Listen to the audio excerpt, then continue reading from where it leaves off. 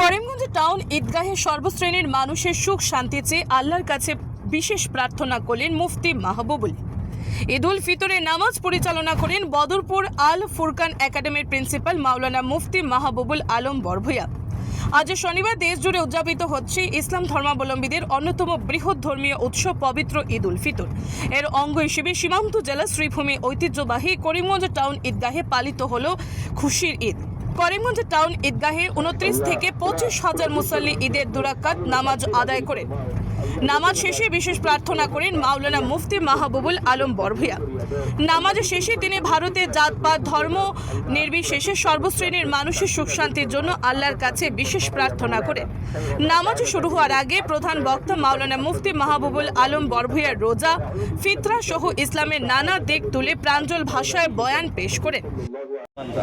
মুসলমানরা প্রকৃত ইসলামের উপর আমল করতে পারছে না, তার কারণ হলো ইসলাম সম্পর্কে যে জ্ঞান অর্জন করতে হয় সেই জ্ঞান তারা অর্জন করেনি, বা সে ব্যাপারে ততটুকু সচেতন নয়, বা জাগতিক মোহ জাগতিক লিপ্সা অনেক বেশি এসে গিয়েছে।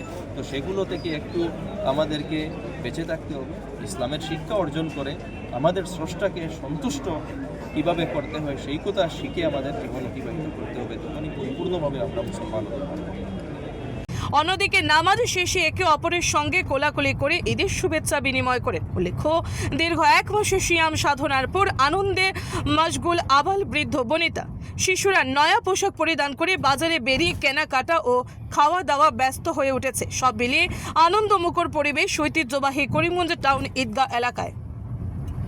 শ্রীভূমি থেকে সুস্মিতা দাসের প্রতিবেদন, নববার্তা টুডে।